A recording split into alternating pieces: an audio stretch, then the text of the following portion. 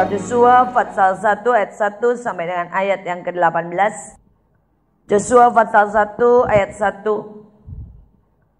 sampai dengan ayat yang ke-18. Kita akan membacanya berbalas-balasan. Saya baca ayat 1, saudara jawab ayat yang kedua, demikian seterusnya. Perintah Tuhan kepada Yosua untuk merebut tanah Kanaan. Sesudah Musa, hamba Tuhan itu mati, berfirmanlah Yosua kepada Yosua bin Nun, abdi Musa itu, demikian.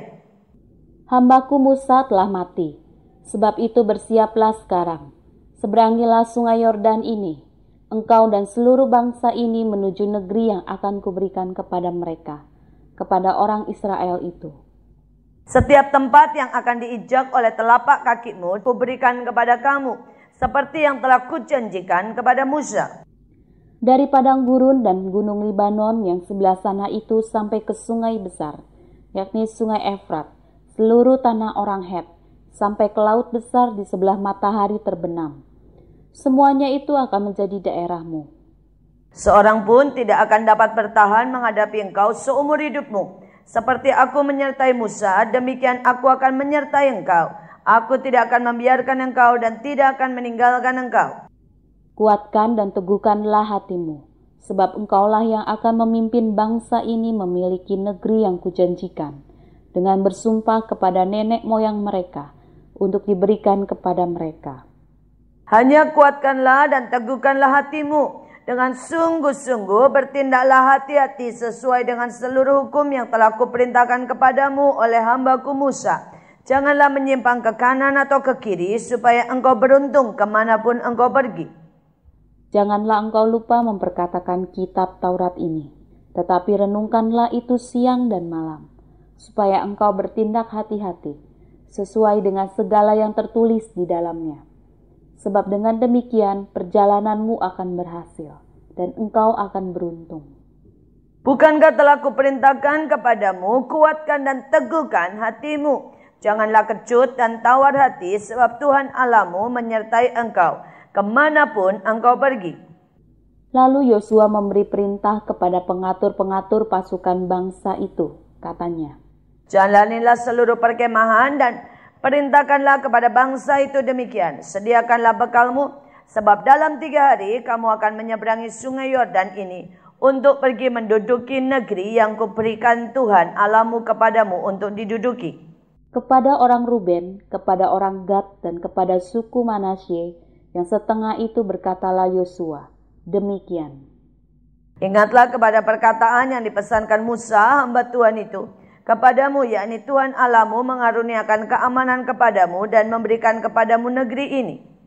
Perempuan-perempuan dan anak-anak di antara kamu dan ternakmu boleh tinggal di negeri yang diberikan Musa kepadamu di seberang sungai Yordan. Tetapi kamu, semua pahlawan yang gagah perkasa, haruslah menyeberang di depan saudara-saudaramu dengan bersenjata, dan haruslah menolong mereka. Sampai Tuhan mengaruniakan keamanan kepada saudara-saudaramu seperti kepada kamu juga. Dan mereka juga menduduki negeri yang akan diberikan kepada mereka oleh Tuhan Allahmu. Kemudian bolehlah kamu pulang kembali ke negerimu sendiri dan menduduki negeri yang diberikan Musa hamba Tuhan itu kepadamu di seberang sungai Yordan di sebelah matahari terbit. Lalu mereka menjawab Yosua, katanya, segala yang kau perintahkan kepada kami akan kami lakukan, dan kemanapun kami akan kau suruh, kami akan pergi. Sama seperti kami mendengarkan perintah Musa, demikianlah kami akan mendengarkan perintahmu. Hanya Tuhan Allahmu kiranya menyertai engkau seperti ia menyertai Musa. Setiap orang yang menentang perintahmu dan tidak mendengarkan perkataanmu, apapun yang kau perintahkan kepadanya, dia akan dihukum mati. Hanya kuatkan dan teguhkanlah hatimu. Amin. Kita lihat ayat 1. Sesudah Musa hamba Tuhan itu mati, berfirmanlah Tuhan kepada Yosua bin Nun, abdi Musa itu, demikian. Saudara, kalau saudara baca Yosua, dia dimulai dengan Yosua bin Nun, abdi Musa. Tapi kalau saudara baca nanti di Yosua pasal yang terakhir, maka sudah disebut Yosua hamba Tuhan, tidak lagi disebut hamba Musa. Saudara, kenapa di sini demikian? Karena sebenarnya begini, setiap kita yang tidak bisa menundukkan diri kepada manusia, maka kita tidak mungkin bisa menundukkan diri kepada Tuhan.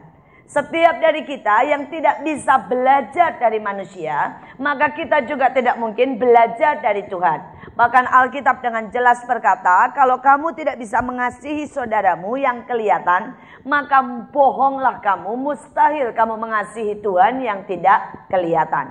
Saudara, saya di hadapan anak-anak muda. Saya tahu di sini semua anak muda. Saudara, anak muda itu luar biasa. Saudara punya kekuatan yang ajaib. Saudara bisa melesat dengan ajaib. Saudara bisa, saudara ya, memiliki ide-ide yang luar biasa. Tapi saya mau berkata, untuk saudara sukses, untuk saudara cepat berhasil, untuk saudara mencapai apa yang Tuhan mau, maka saudara harus belajar yang namanya penundukan diri kepada manusia. Saudara, dan penundukan diri kepada manusia tidak pernah enak. Karena seringkali ide dia dengan ide kita beda. Cara dia dengan cara kita beda. Saudara, dan saya mau berkata di seluruh dunia tidak ada pemimpin yang sempurna, saudara. Tapi justru itulah kita harus belajar. Saudara, penundukan itu bukan berarti saudara setuju dengan dia loh, saudara. Kalau saudara setuju sama pemimpin, itu namanya sepakat. Seperti berapa kali bujangnya Yonatan berkata, mari kita maju. Supaya kita menyerang musuh. Karena kita ini sepakat. Tapi pada waktu kata penundukan keluar adalah pada waktu saudara tidak setuju. Dan tidak sama pendapatnya dengan pemimpin saudara. Disitulah keluar kata penundukan. Bisa enggak pada waktu kita tidak sepakat, tidak setuju, tidak satu pikiran, kita melakukan apa yang pemimpin kita katakan dengan rendah hati, dengan segenap tenaga. Dan disitulah muncul kata penundukan diri. Saudara, saya melihat ada begitu banyak anak muda dari satu tempat ke satu tempat bergerak tapi tidak pernah jadi. Kenapa? Karena dia tidak pernah bisa menundukkan diri. Saudara, saya belajar banyak dari hidup ini, saudara. Dan saya belajar banyak juga, saudara, dari orang-orang. Ya, kalau saudara bisa menundukkan diri, tingkat kedua saudara akan bisa belajar. Dan kalau saudara bisa belajar, maka tingkat yang ketiga saudara akan bisa menerima warisan. Dan kalau saudara bisa menerima warisan, maka tingkat yang keempat saudara akan seperti Elisa. Bahwa saudara akan bisa melakukan hal-hal yang lebih besar daripada apa yang pemimpinmu lakukan. Saudara, inilah tingkatan yang saya berharap setiap orang mengerti. Saudara, setiap kita perlu belajar menundukkan diri. Dari situ kita perlu belajar dari pemimpin kita, menyerap. Kemudian kita perlu terima warisan. Saudara, kalau saudara pelajari warisan itu begitu luar biasa, jasmani dan rohani. Saudara, seperti Joshua menerima warisan dari Musa. Dikatakan apapun yang dijanjikan kepada Musa, itu dia terima.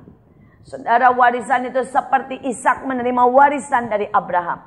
Seperti Elisa menerima warisan dari Elia. Saudara, itu membuat saudara tidak perlu kerja keras. Membuat saudara bisa lari begitu tinggi. Nah, saudara, hari-hari ini saya berdoa. Supaya 4 hal ini saudara ambil dan lihat dalam hidupmu. Adakah saudara punya penundukan diri kepada pimpinanmu? Saudara bisa belajar, saudara bisa terima warisan. Dan terakhir, saudara bisa melakukan yang lebih baik, lebih besar dari pemimpinmu. Saudara, kita lihat yang selanjutnya. Saudara, dikatakan ayat yang selanjutnya, saudara. Dikatakan bahwa Musa sudah mati. Saudara, sesudah Musa hamba Tuhan itu mati. Saudara, dalam hidup kita selalu akan ada satu alih generasi. Dan kalau saudara pelajari secara dunia maupun secara kekristenan, saudara, alih generasi itu sedang terjadi. Saudara, kalau saudara baca Quran ya, saudara akan lihat sesuatu yang sedang terjadi di mana-mana. Mulai dari anak kaisar Jepang datang, saudara. Saudara, kalau saudara baca, saudara ya, punyanya Presiden Buto, saudara ya, anaknya mulai muncul di kancah politik. Saudara, anaknya semua ya, George Bush itu jelas, saudara ya, keturunan kedua dari bapaknya, saudara, terus kemudian dia. Saudara, kemudian kalau saudara baca lagi Fujimori, saudara, itu adalah presiden Peru, saudara, dan anaknya sekarang juga mencalonkan diri jadi presiden, saudara. Saudara, dan kemudian yang lebih luar biasa lagi, saudara kenal kata Osama bin Laden? Ya, dan sekarang anaknya Omar Osama bin Laden juga muncul ke permukaan. Saudara, semua sedang alih generasi. Saudara, dan Omar Osama bin Laden ini dia dengan terang-terangan dia ngomong, papa saya aliran keras, dia pembela Islam, dan dia berkata, saya oke, saudara ya, saya setuju dengan cara ayah saya, tapi saya mau buat sesuatu yang sedikit berbeda. Saya dampingi aliran keras dengan yang namanya diplomatik politik. Saudara, dan dia lakukan yang lebih besar. Ya, ayahnya mencoba saudara dengan aliran keras dan dia tetap berdiri di sisi ayahnya. Tapi dia berkata, saya terima warisan ayah saya, tapi saya mau tambah dengan satu lagi, diplomasi politik. Saudara, saya berdoa supaya saudara ngerti. Ini sedang ada satu alih generasi yang luar biasa sebenarnya. Dan tergantung saudara. Apakah saudara ini bisa nangkep?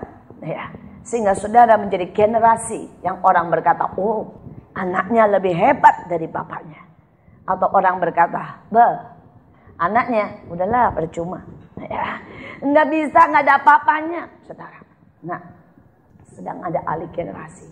Dan saya tahu di alam roh Tuhan sedang berkata, ada banyak hal yang hari-hari ini sebenarnya anak muda sedang Tuhan mau naikkan. Tuhan sedang berkata waktunya untuk alih generasi. Saudara, saya hari-hari ini bersyukur kalau saya lihat orang-orang yang ada di bawah saya. Ya, saya bangga sungguh sejujurnya, saya bangga dengan mereka. Saudara, banyak dari mereka itu yang lebih tua dari saya. Saudara, tetapi mereka tahu bahwa secara rohani mereka mesti belajar menundukkan diri kepada saya. Mereka tahu secara rohani mereka harus belajar dan mereka harus terima warisan. Saudara, dan hari ini saudara ya, itu merupakan satu masa yang cukup berat. Bayangkan kalau umur saudara ya lebih tinggi dan lebih besar dari saya. Dan kemudian saudara dia harus tunduk sama saya. Berkali-kali dia berkata, ya yang kamu pikir, yang kamu rasa itu sebenarnya beda banget dengan saya. Tapi karena kamu pemimpin, saya ikut. Saudara, orang-orang yang di bawah saya, saudara, ini bukan hal masalah besar. Tapi Alkitab berkata justru dari hal yang kecil itu kelihatan. Saudara, mereka kalau misalnya mau telepon aja saudara ya, atau mau bicara, mereka tidak akan langsung telepon saudara. Saudara, beberapa dari mereka itu akan SMS dulu dan berkata, Bu atau In atau apa saja dia sebut, dan dia berkata, sibuk enggak? Bisa enggak saya bicara? Terus kemudian ada beberapa poin yang saya mau bicara. Ya, kapan ada waktu saya bisa bicara? Itu soal kecil. Saudara, misalnya nih saudara ya, saya cuma SMS yang ngomong begini, saya mau bicara. Saudara, beberapa detik kemudian hampir-hampir enggak pernah ada yang balas dengan SMS. Rata-rata mereka akan telepon dan berkata, Bu, Ci atau apa, dan mereka berkata, ya, ada apa? Apa yang bisa saya bantu? Ya, dan kapan saja kamu bisa? Saya yang mesti menyesuaikan diri waktunya dengan kamu. Saudara, itu hal-hal kecil. Tapi tahun-tahun ini saya melihat Tuhan angkat mereka luar biasa. Saudara, in prinsip saya cuma membuka satu rumah singgah. Saudara, hari ini ya salah satu yang pegang divisi rumah singgah. Dia sudah punya rumah singgah yang pasti di semua pulau. Yang ada di Indonesia, pulau-pulau besar. Ya, dia pegang rumah singgah lebih dari 20 rumah singgah di seluruh Indonesia. Saudara, dan dia menggembalakan waktu saya pegang. Saya cuma gembalakan saudara ya kurang lebih 300-400 anak. Dan hari ini dia gembalakan saudara kurang lebih 10-15 ribu anak. Kalau di total. Saudara, saya bersyukur. Saudara, ya salah satu teman saya yang lain, saya ngajar saudara ya. Mungkin ngajar di antara saudara. Tapi salah satu saudara yang di bawah saya. Saudara, dia ngajar di antara saudara ya orang-orang besar. Sampai nyalami dia dan berkata, karena engkau ngajar di bank saya, sesuatu besar terjadi perubahan yang luar biasa. Saudara, mereka sampai satu titik di mana mereka tahu ini waktunya alih generasi. Saya suka bikin naskah saudara. Tapi salah seorang saudara dari mereka yang di bawah saya, dia tangkap. Setiap kali dia bikin naskah saya suruh rubah. Setiap kali saudara saya bilang, nggak ada spiritnya. Nggak jelas. To the point. Kadang-kadang dia sampai kerja saudara ya 24 jam hampir nggak tidur. Karena mesti ngerubah naskah. Mesti ganti lagi. Dan sebagainya. Saudara, hari ini naskah dia dimainkan dari satu kota ke kota lain. Bahkan sudah ada televisi yang berkata, Aku mau ambil naskah itu buat disiarkan di televisi. Saudara, selalu Allah nih hari-hari ini sedang mau alih generasi. Dan Allah sedang mau lakukan yang lebih besar daripada yang saudara pernah pikirkan. Saudara, saya suka ikut ngelatih tari. Saya lihat saudara ya tarian. Dan saya sebenarnya tidak bisa nari. Tapi saya saudara ya cerewet banget kalau soal tari. Saya bilang harus begini, harus begini. Saya bersyukur tidak ada satupun saudara ya anak-anak yang ngomong gini. Allah, kamu aja nggak bisa nari. Ya, kamu tahu nggak sih gerakan ini susahnya kayak apa? Saudara, saya selalu mau gerakan-gerakan yang susah. Saya selalu berkata gini, kalau gerakan yang bisa dikerjakan orang lain, itu namanya bukan tarian. Tapi tarian adalah gerakan yang sebenarnya begitu susahnya, tidak bisa dikerjakan, kecuali kamu latihan berkali-kali. Saudara, saya ngomong kalau sama penari, kalau kamu belum sakit, ya berarti posisi badanmu belum bagus. Harus ada tarikan, harus kerasa zet ototnya sakit, baru posisi badanmu bagus. Saudara, dan kadang-kadang mereka untuk latihan gendong, untuk latihan loncat, untuk latihan muter. Saudara, mereka sudah dari pagi bisa sampai sore, tapi nggak ada yang protes. Dan hari-hari ini saudara, Tuhan promosiin luar biasa. Saudara, apa yang terjadi, kami dibawa, Tuhan buka kesempatan. Kami boleh nari saudara ya, di depan panglima, di depan orang-orang yang besar, TNI saudara, di Aceh saudara, dari yang paling atas sampai paling bawah, semua duduk dan mereka boleh menari. Saya mau berkata hari-hari ini, Tuhan sedang mau promosikan setiap kita. Sedang ada alih generasi yang luar biasa. Tuhan berkata, siapa yang siap, aku akan naikkan. Tapi masalahnya, apakah saudara siap atau tidak? Ini jadi persoalan besar. Ini jadi persoalan besar. Karena mereka yang tidak siap. Mereka yang tidak siap kerja keras. Mereka yang tidak siap saudara ya. Untuk saudara sungguh-sungguh. Tidak bisa. Saudara, salah satu yang suka shoot. Tempat kami, kameramen tempat kami. Saya duduk di sini saudara. Dia SMS tadi. Bu, saya diminta ya buat kerja. Dia bilang di televisi nasional. Menurut ibu gimana? Saya terima atau tidak? Saudara, saya mau berkata. Ini Tuhan sedang berkata, ayo. Siapa yang mau, siapa yang nangkep, Tuhan akan berikan yang besar. Tinggal masalahnya, apakah saudara siap atau tidak? Apakah saudara bisa dipercaya atau tidak? Saudara punya kedewasaan yang cukup atau tidak? Saudara punya kerohanian yang mantap atau tidak? Ini jadi masalah. Saudara, kita lanjutkan. Dikatakan, saudara ya, selanjutnya. Saudara, kita loncat ayat yang ke-7. Hanya kuatkan dan teguhkan hatimu. Dengan sungguh-sungguh bertindaklah hati-hati. Sesuai dengan seluruh hukum yang telah diperintahkan kepadamu oleh hambaku Musa. Jangan menyimpang ke kanan atau ke kiri. Supaya engkau beruntung kemanapun engkau pergi. Saudara, yang selanjutnya Tuhan berkata, kuatkan hatimu. Saudara, kata kuatkan ini banyak hal. Saudara, orang berpikir apa artinya kuatkan hati? Pertama, saudara, pada waktu saudara lihat tantangan besar ya, kalau saudara sudah lemah, maka namanya hatimu tidak kuat. Justru pada waktu saudara lihat tantangan besar, saudara harus ngomong di sini. Ya, aku mungkin kecil, tapi Tuhanku besar. Aku tidak sanggup, tapi Tuhan punya kesanggupan. Saudara ngomong, bagi Allah tidak ada yang mustahil. Aku ini cuma hamba. Ya, aku ini cuma kayak sarung tangan. Kalau yang make aku ini Tuhan, maka sarung tangan itu akan bisa melakukan apapun. Ya, apapun. Nah, pada waktu kita ini pagi aja bangun, Tuhan suruh kita berdoa. Tapi kita males, badan sakit semua. Nah, ini soal kecil. Kita pilih berkata, ya Tuhan mengertilah, kita tidur lagi. Atau kita menguatkan hati kita dan berkata, enggak, bangun. Ini waktunya. Aku harus berdiri di hadapan Tuhan. Setidaknya aku harus ambil berkat pagi ini. Karena kalau tidak, hari-hari ini akan menjadi berat buat saya. Ini nguatin hati. Nguatin hati juga pada waktu nih saudara. Saudara pacaran sama seseorang. Ya. Dan saudara pengen banget untuk mulai macam-macam. Ya. Saya tahu setiap saudara muda. Saya juga pernah muda. Gampang buat kita saudara ya. Kalau kita sudah pacaran. Untuk melangkah ke hal-hal yang negatif. Bisa enggak kita nguatin hati kita dan berkata sama pacar kita, bahkan sekaligus misalnya saudara tahu itu jodoh saudara dari Tuhan, saudara bisa berkata enggak? Kita kuatin hati kita. Kita hidup kudus buat Tuhan. Kita menikah ya, sampai pernikahan kita kudus. Saudara, kalau saudara senang sepak bola, saudara akan tahu Kakak. Saudara tahu Kakak kan? Ya, yang suka sepak bola, yang enggak tahu sepak bola saudara enggak tahu Kakak. Saudara, Kakak ini salah satu pemain sepak bola yang terkenal hari-hari ini, saudara ya. Salah satu the best, saudara ya, pemain sepak bola hari-hari ini. Saudara, anak saya laki semua, jadi suka sepak bola dan tahu. Saudara ya, semua pemain, kadang-kadang saya ikut. Nah, saudara, yang luar biasa dari Kakak, saudara, dia ini anak seorang hamba Tuhan. Dan saudara, barusan tahun lalu dia melangsungkan pernikahannya.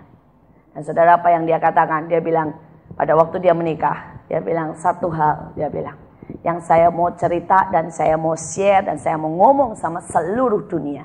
Dia bilang, kalian boleh periksa saya dan istri saya. Dia bilang, saya masih berjaga, istri saya masih perawan. Dia bilang, jangan tanya. Dia bilang, berapa kali kesempatan terbuka buat saya. Dia bilang, jangan tanya. Dia bilang, semua perempuan yang tercantik seperti apapun, dia bilang, ditawarkan kepada saya.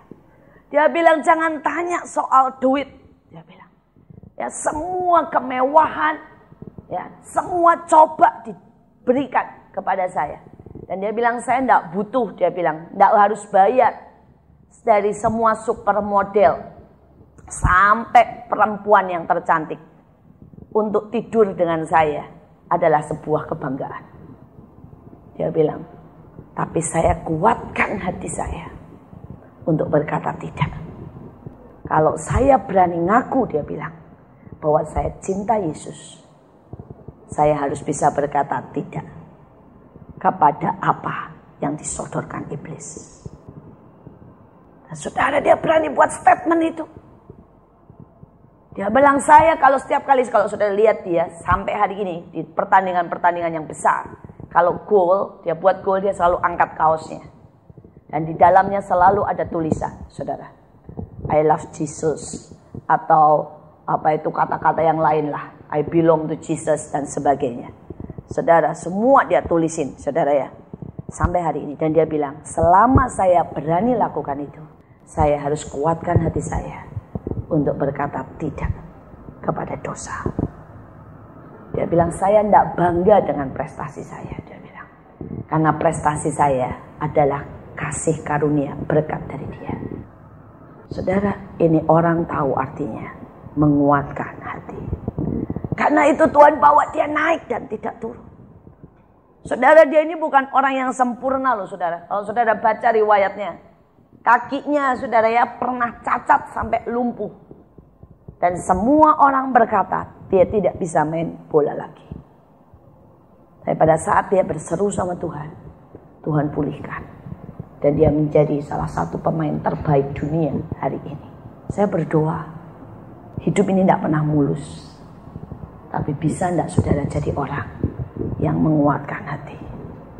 Kalau saudara bisa jadi orang yang menguatkan hati, maka Tuhan bisa percayakan hal yang besar. Saudara, dikatakan yang selanjutnya, sehingga engkau tidak menyimpang ke kanan atau ke kiri. Saudara, gampang buat kita itu nyimpang dikit.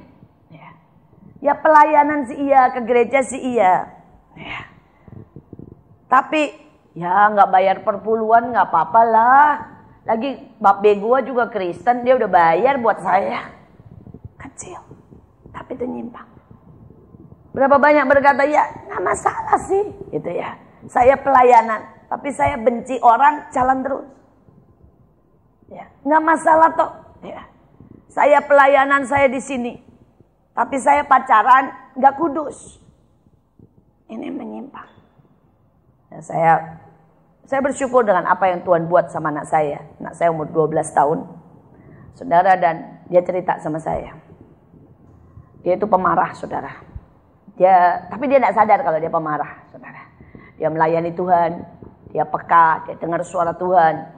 Tapi dia pemarah, saudara. Dan beberapa saat kemudian dia pernah marah sama kakaknya, sampai dia pukul saudara kakaknya. Terus kemudian saudara pulang, Tuhan bilang sama dia, ya, Kamu udah keterlaluan. Dan dia bersyukur Tuhan hajar dia. Pertama Tuhan hajar dia dengan sakit, ya. Tapi dia bilang, aku bersyukur lama Tuhan hajar. Tuhan hajar juga dengan sariawan. Tuhan bilang, kamu akan sariawan untuk jangka waktu yang cukup panjang. Supaya kalau kamu bicara keras, sakit, Tuhan bilang. Dan kamu tahu bahwa waktunya untuk kamu diam. Tapi yang lebih saya bersyukur lagi, Tuhan bilang begini sama dia. Kamu tahu gak sih, kenapa kamu jadi begitu pemarah? Saudara, dan Tuhan mulai berkata, dari soal sepele.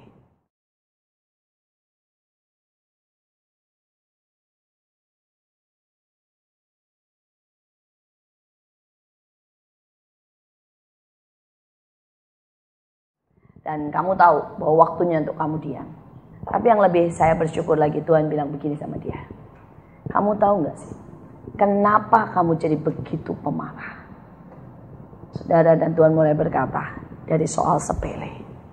Kamu pikir kamu melayani Tuhan, kamu baca Alkitab, kamu berdoa, kamu jadi pemimpin. Dia umur 12 tahun tapi dia jadi pemimpin. Dia mimpin doa, saudara ya, dia berkarunia, saudara ya. Dia tumpang tangan orang berbahasa roh. Dan kelihatannya semuanya oke, saudara. Tuhan bilang satu, kamu tidak menghormati ayahmu. Dan itu yang membuat Tuhan bilang semua sifat ayahmu yang kamu tidak suka masuk dalam hidupmu. Saudara, seringkali kita berpikir semua dalam hidup kita itu oke-oke saja. Tapi kita sudah menyimpang. Dan dia bilang, saya suka sekali dia bilang, iya loh Ma, waktu saya doa Tuhan kasih semua bayangan yang saya buat. Dia bilang, ternyata sifat saya sama sifat Papa sama. Padahal saya marah sama Papa saya. Saya berontak sama Papa. Saya bilang Papa pelit, Papa ngatur, Papa nggak ngerti, Papa galak, Papa kasar. Padahal juga sama-sama persis sama saya. Dan Tuhan bilang, mulai dari tidak menghormati orang tua. Itu awal engkau mulai menyimpang. Dan lihat engkau bisa menyimpang begitu jauh. Saudara, dalam hidup ini saya berdoa supaya kita belajar introspeksi. Supaya sekali lagi, kalau engkau mau jadi pemimpin, Tuhan berkata jangan menyimpang ke kanan dan ke kiri. Jangan menyimpang. Oke, kita teruskan. Saudara, selanjutnya setelah itu ayat yang ke-10. Lalu Joshua memberi perintah kepada pengatur pasukan bangsa itu, katanya, jalani seluruh perkemahan, perintahkan kepada bangsa itu demikian, sediakanlah bekalmu, sebab dalam 3 hari kamu akan menyeberangi sungai Yordan ini, untuk pergi menduduki negeri yang diberikan Tuhan Allahmu kepadamu untuk diduduki. Saudara, dalam hidup ini kita kalau mau jadi pemimpin, saudara harus jadi saudara harus jadi orang yang bisa mengatur. Ada banyak orang, saudara, dia mau jadi pemimpin, tapi dia tidak bisa ngatur hidupnya. Saudara, buat saya gampang. Kemarin kami ditawarin kerjaan. Saudara, dan ditawarin kerjaan sama seseorang, dia bilang, Bu, saya punya lowongan pekerjaan. 75, dia bilang. Dengan gaji ya di atas 5 juta. Pokoknya oke banget. Nggak butuh persyaratan S1 ya. Butuh cuma lulusan SMA. Lah, enak banget kan? Gaji di atas 5 juta. Asal orangnya jujur, bisa dipercaya. Terus dia bilang sama saya, cerita ini dan saya training. Saya cuma minta satu, jujur, bisa dipercaya. Dia bilang gitu ya. Takut akan Tuhan, cinta Tuhan, berani. Terus dia bilang, bisa ngatur. Terus dia bilang, saya bilang, Pak, cara ngeceknya gimana?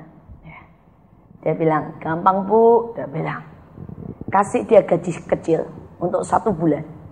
Kalau tidak cukup dan utang, tidak bisa ngatur nih orang. Simple.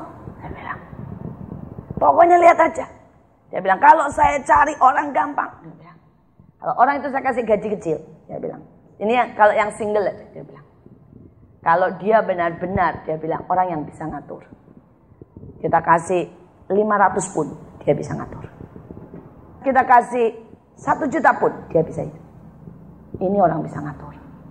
Tapi dia bilang gitu ya, kalau orang nih punya gaji misalnya 1 juta, ngutangnya di mana-mana termasuk kredit card loh. Terus gaji 1 juta, beli kopi aja ke Starbucks misalnya ya. Makan di McDonald misalnya ya. Ini namanya sudah tidak bisa ngatur. Dia bilang, kita lihat. Nah, dan saya bilang, oh iya ya. Dia bilang, pokoknya dia bilang gitu, yang mau kerja, dia bilang, saya akan cek, ya, dia punya utang enggak. Kita cek dia bisa ngatur enggak hidupnya. Yang kedua, ya, dia bilang, kita lihat aja, kita kasih aja pertanyaan-pertanyaan yang simple. Misalnya, coba buat schedule dari pagi sampai sore, kerjaanmu apa? Dia bilang, tapi jangan suruh buat schedule itu, buatnya misalnya sejam. Suruh nulis itu dalam waktu 5 menit. Nanti kan kelihatan. Saudara, orang yang sudah rutin hidupnya, dia buat schedule tidak perlu lama. Karena memang di otaknya sudah begitu kan. Dari pagi dia akan tulis kan, semuanya beres. Tapi kalau dalam waktu 5 menit, belum selesai schedule-nya, atau kelihatan bolong-bolongnya, berarti selama ini dia tidak bisa atur hidupnya. Berarti waktunya banyak terbuang. Kosong. Tidak ngapa-ngapain. Sekarang kalau saudara suruh sama bos ditanyain, buat schedule sekarang. Dalam pagi, ya bangun tidur dari jam 6 pagi sampai malam lagi. Kamu tidur, tulis. Di situ ditulisnya nonton TV, nganggur, nonton, nganggur. Itu kan tidak mungkin tak? Saudara. Dan dia punya beberapa tes. Saudara ya. Dia bagus banget. Dia ajari saya untuk bagaimana tahu orang itu bisa ngatur atau enggak. Saudara, salah satunya itu dia ditanya schedule, tanya keuangannya. Kemudian anak muda, dia gampang, dia bilang tanya sebulan, dia bilang ya, pulsa sama bensinnya berapa? Dari situ aja kelihatan dia bisa ngatur atau tidak hidupnya. Saya bilang kalau bohong ya cek aja sama orang tuanya atau cek aja sama teman-temannya sekelilingnya. Kalau dikit-dikit katanya anak muda belum punya apa-apa, dikit-dikit pulsa gawat nih ya. Setidaknya tidak bisa ngatur. Ya. Nah, saudara, hal kecil.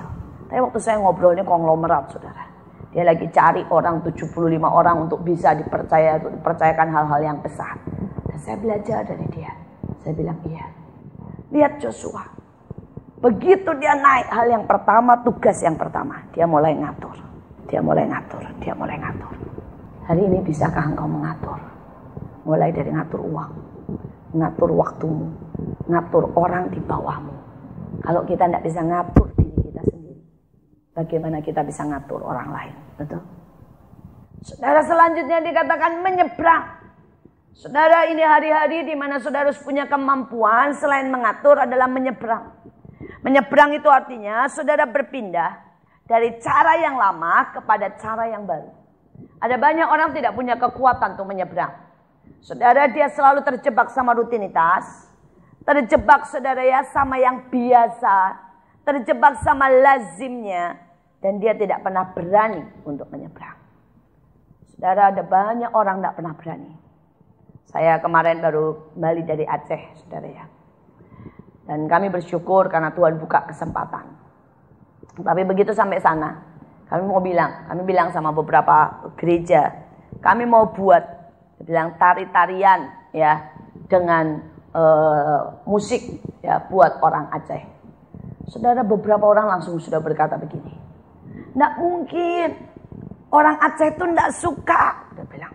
Orang Aceh itu kalau dengar musik rame kebayang tsunami, katanya ya. Jadi udah pasti nggak ada yang datang, katanya ya. Nanti bubar semuanya. Saudara, mereka sudah punya konsep.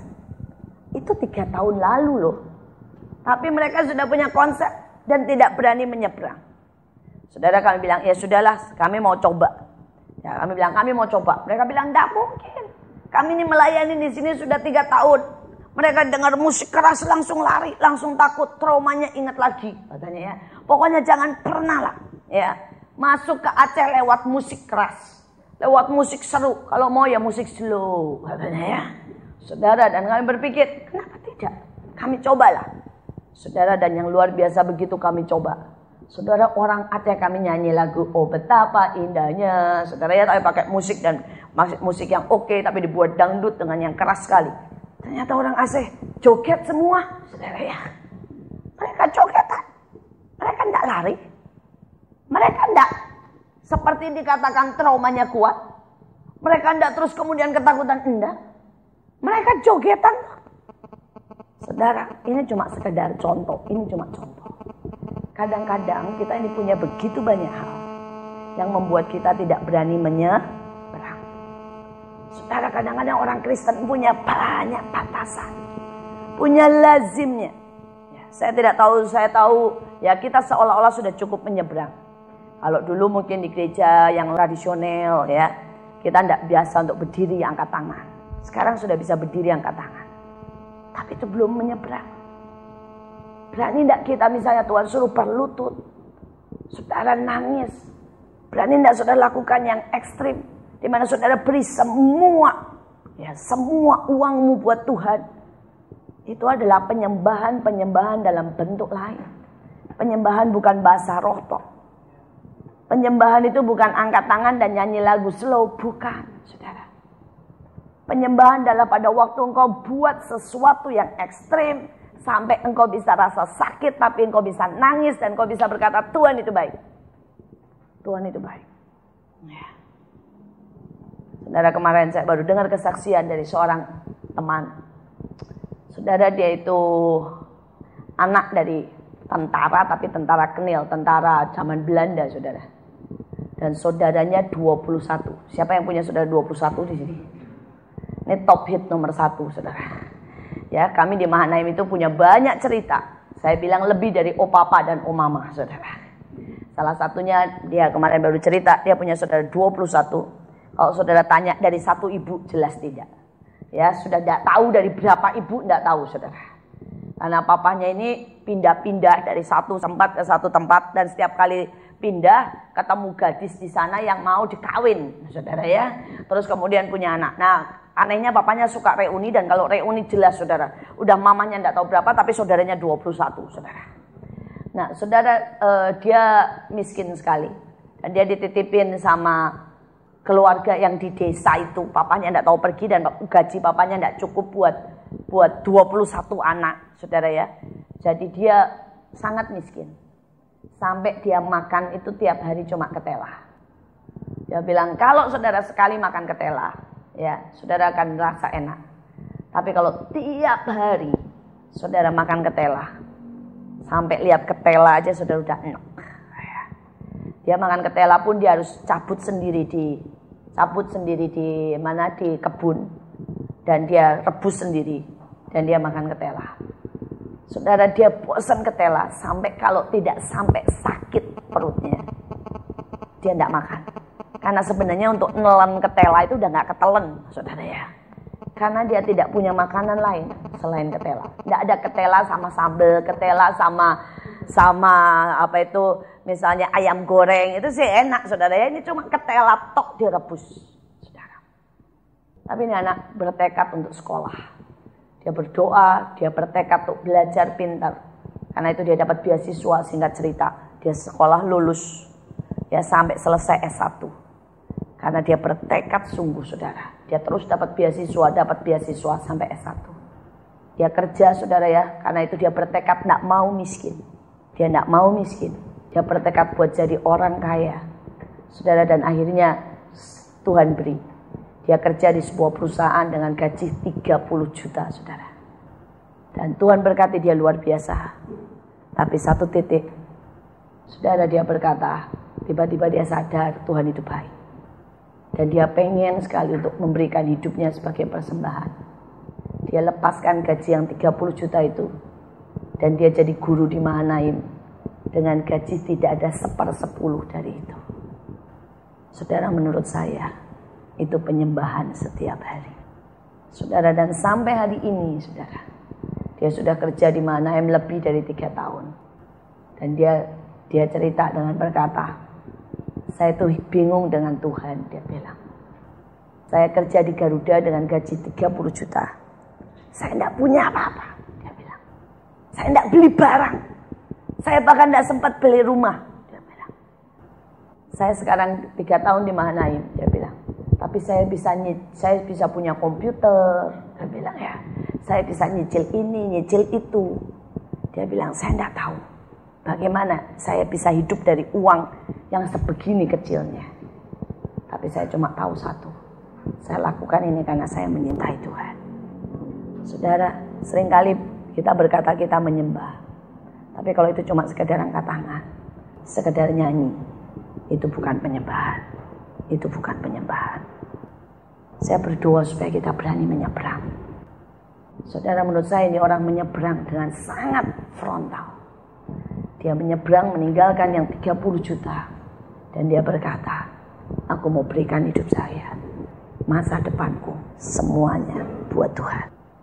Saudara, kita lanjutkan. Kita lanjutkan, saudara. Dan dikatakan, saudara, ayat yang ke-11 bagian selanjutnya. Sediakanlah bekalmu, sebab dalam 3 hari kamu akan menyeberangi sungai Yordan. Saudara, untuk saudara bisa menyeberang, saudara butuh bekal. Saudara, Yosua bilang sediakan bekal. Saudara tidak butuh, saudara ya cuma ngatur. Saudara tidak butuh cuma menyeberang, saudara juga butuh bekal dalam hidup. Dan saya tidak tahu apakah saudara punya cukup bekal atau tidak dalam hidup. Kalau tidak, mulai hari ini sediakan bekalmu. Saya ingat apa yang Tuhan suruh saya. Saya bicara di depan anak muda, saya berkata, ingat. Karena saya sudah lihat dalam hidup saya dan benar itu luar biasa. Saya masih ingat di usia 8 tahun Tuhan bilang begini sama saya. Kalau tiap hari kamu tidak baca Alkitab, nak, kamu akan menyesal. Karena kamu tidak akan punya bekal. Saudara, saya mulai baca Alkitab setiap hari itu umur 8 tahun. Saudara, kemudian umur 12 tahun Tuhan tambah. Tuhan bilang kalau setiap bulan kamu tidak habiskan 1 buku, kamu akan menyesal. Karena kamu tidak punya bekal. Sejak hari itu sampai hari ini, setiap hari saya baca Alkitab. Setiap bulan saya pasti baca 1 buku. Saudara, saya baca buku segala macam. Dari buku manajemen, buku Kristen, buku novel, sampai saudara ya, buku saudara ya tentang semua yang ada tentang riwayat hamba-hamba Tuhan. Buku saudara yang ada di toko buku Kristen, tapi juga buku saudara ya yang ada di dunia. Saudara, saya baca.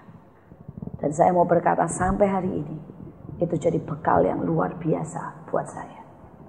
Kalau saudara tanya sampai hari ini saya masih baca? Masih. Saya baru habiskan 1 buku. Tapi karena saya hari-hari ini lagi capek, saya baca bukunya bukan buku yang berat. Saya lagi habisin 1 buku tapi chicken soup, saudara. Saudara, buat saya baca chicken soup itu enteng, enak, saudara ya. Itu chicken soup itu tidak karangan, tapi chicken soup adalah semuanya isinya adalah pengalaman hidup orang lain. Saudara, dan buat saya, kalau saya lagi capek, saya lagi banyak kerjaan, saya tidak akan baca buku yang berat. Setidaknya saya akan ambil chicken soup lah, saudara. Dan chicken soup saya bisa habiskan dalam waktu, saudara ya, 2-3 hari udah habis semua tuh. Seret habis, saudara ya. Saudara, tapi buat saya itu tetap bekal. Saudara, saya berdoa supaya setiap kita punya bekal dalam hidup ini. Tapi bekal bukan cuma itu. Bekal juga, saudara ya, pada waktu kita berdoa menyembah Tuhan, itu juga bekal. Bahkan pada waktu kita memberi orang, itu juga bekal. Kenapa? Karena Alkitab berkata, apa yang kamu beri tidak akan pernah sia-sia. Tuhan akan kembalikan takaran yang seperti itu. Itu juga bekal. Saya berdoa supaya setiap saudara dari masa mudamu penuhi dirimu dengan bekal. Pada waktunya engkau jalan, engkau akan punya bekal. Engkau akan punya bekal. Saudara, kita lanjutkan. Terakhir, saudara ya. Saudara, dikatakan ayat yang ke-13. Ingatlah kepada perkataan yang dipesankan Musa, hamba Tuhan itu kepadamu, yakni Tuhan Allahmu mengaruniakan keamanan kepadamu dan memberikan kepadamu negeri ini. Perempuan-perempuan dan anak-anak di antaramu, ternakmu boleh tinggal. Ya, dan seterusnya. Dikatakan, tetapi kamu, semua pahlawan yang gagah perkasa, haruslah menyeberang di depan saudara-saudaramu dengan bersenjata. Dan haruslah menolong mereka. Saudara, mereka ini 2 golongan. 3 suku sudah dapat tempat. 3 suku ini sudah dapat tanah. 3 suku bahkan sudah mulai membangun, saudara, rumah. Tetapi suku yang lain, saudara ya, belum dapat, saudara. Nah, saudara, Yosua bilang begini. Kamu yang sudah punya rumah, kamu yang sudah punya tanah, kamu yang harus berdiri paling depan. Kamu yang harus jalan paling depan. Bawa senjata. kamu yang harus di depan saudara. Saudara, ini sebuah prinsip. Kita seringkali kan bilang begini, ini bukan urusan gue, ya, urusan orang. Ini bukan buat saya. Kalau buat saya semangat. Kalau bukan buat saya, ya gue di belakang dong, bantu-bantu. Yang mereka dong yang butuh, mereka yang kerja. Tapi dalam Tuhan berbeda. Tuhan mau berkata gini, tidak peduli itu buat kamu atau tidak buat kamu. Tapi tujuan kita, prinsip kita, kita harus tolong saudara kita. Saya berdoa kalau kita ngerti ini ya, gereja tidak akan saling sikut-sikutan. Saudara, kami belajar seperti itu.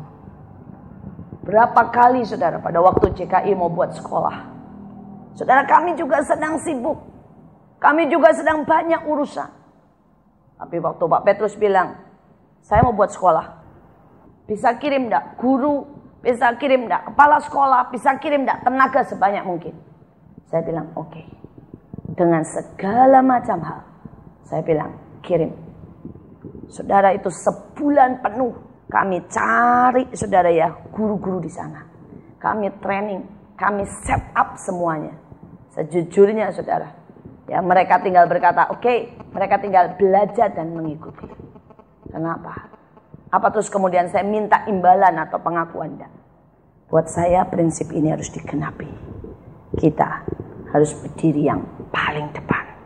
Harus berdiri yang paling depan. Saudara. Saudara, barusan ini kami ke Aceh juga hal yang sama. Saudara, seorang mayor berkata kepada saya. Dia bilang, saya dapat kepercayaan dan kesempatan. Dia bilang, kami boleh. Jadi kalau pas halal bihalal yang setelah lebaran, yang pegang semua ya saudara kita dari Kedar. Tapi kalau halal bihalal setelah Natal, yang pegang semua orang Kristen. Dia bilang, tapi saya enggak punya modal, saya enggak punya duit, saya enggak punya anak buah, enggak punya penari, enggak punya musik, enggak punya apa-apa. Saudara, dan dia bilang, tapi saya mau gunakan kesempatan ini. Saya bilang, oke, kamu enggak usah keluar 1 sen pun. Saudara, saya bawa 60 penari, pemain musik, penyanyi, pendoa, saudara. Saudara, kami sewa lighting, kami sewa alat musik, sound system. Saudara, kalau sudah tanya kami habis berapa? Total 200 juta. Tidak ada 1 sen pun saudara yang saya tagih. Kenapa? Buat saya prinsipnya, kalau kami bisa tolong saudara kami, kita harus berdiri di paling depan untuk menyelesaikan. Jangan terus kita bilang, kok enak. Kita sudah susah-susah, dia yang terima, yang dipuji dia. Tidak ada ya kayak begitu. Tidak ada berkata, kok enak, saya yang kerja, dia nganggur. Tidak ada. Selama ini pekerjaan Bapak, selama ini buat saudaraku, kita harus belajar. Kita berikan yang terbaik buat mereka. Saya berdoa saudara, supaya kita punya spirit ini. Kalau kita punya spirit ini, maka saya percaya kerajaan Tuhan atas Indonesia akan segera dinyatakan. Saya berdoa supaya kalian anak-anak muda punya mengerti, karena ini hal-hal yang penting. Ini waktunya alih generasi, dan Tuhan sedang cari orang yang bisa dipercaya. Mari kita berdoa. Kami bersyukur buat siang ini Tuhan. Hamba-Mu selesai bicara. Hamba berdoa supaya anak-anak-Mu Tuhan menangkap yang Kau mau dalam hidup mereka.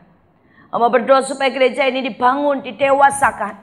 Gereja ini boleh lari. Gereja ini boleh menjadi pasukan-Mu yang spesial. Terima kasih buat hari ini. Hamba berdoa mulai dari pemimpin yang paling atas sampai yang paling bawah. Biar rencana-Mu jadi.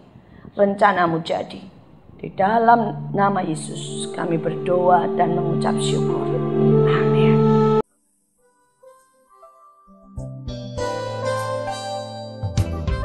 Anda diberkati dengan pemberitaan firman Tuhan. Dapatkan kaset, VCD, CD, MP3, dan buku-buku rohani dari hamba-hamba Tuhan, Evangelis Yusak Cipto, Pendeta Petrus Agung, Evangelis Iin Cipto, dan hamba-hamba Tuhan lainnya. Tersedia juga banner dan alat-alat tarian lainnya. Hanya di toko buku Bless to Bless. Bless to Bless. Bless to Bless.